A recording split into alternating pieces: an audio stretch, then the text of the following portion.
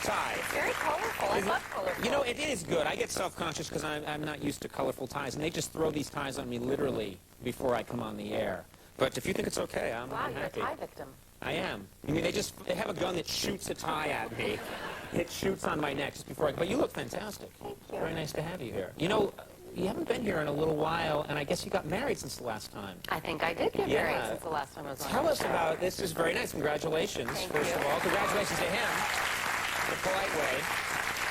You know, that's interesting. I was thinking about that because I saw Star earlier when you were speaking and how she's engaged. Yes. And I thought, I'm going to say best wishes. And I wonder if this whole thing about why you say best wishes to a woman and congratulations to a man is going to come up. You know what it is? Emily Post, I think, the manners books all say that you congratulate the man, but you don't congratulate the woman because the man's lucky to get her.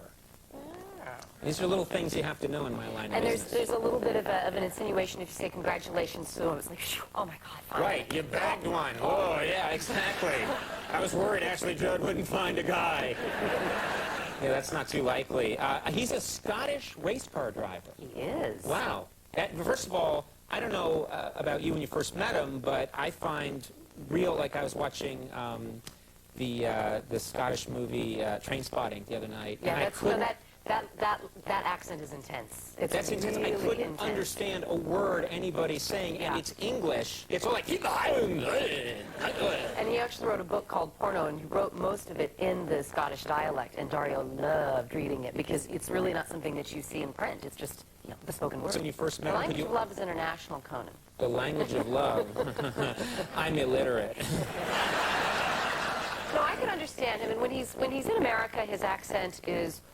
It's pronounced, but it's more subdued than when it's at home. Right. But when I went home with him for the first time, we were all going over to the footy. That would be a football match, which would mean actually soccer.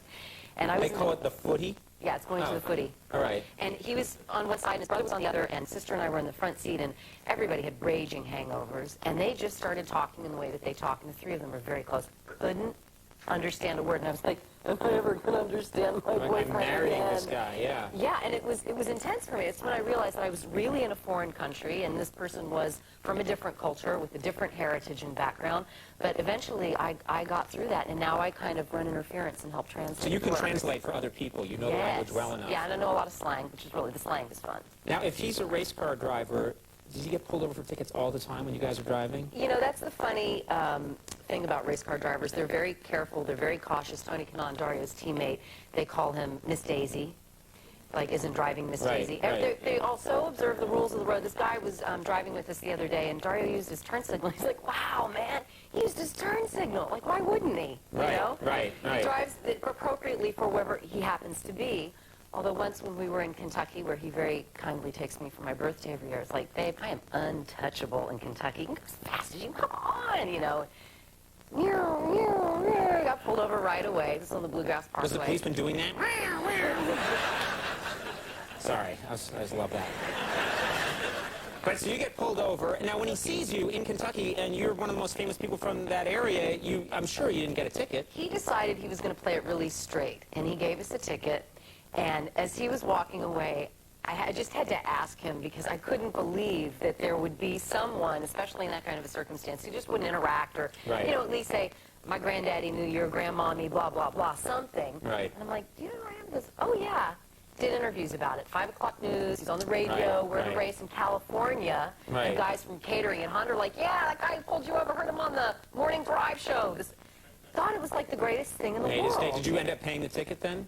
Oh, it's so famous. We had to handle it straight up. Right. There's no doubt about that. You couldn't just hope that it would go away. Right. And I actually thought I saw him. I'm so intent on finding that guy and giving him a piece of my mind because I don't think it's very becoming of him to run around and give interviews, about pulling people over. Right. And I was at a Kentucky game and I saw this guy and he was all dressed in official, attire.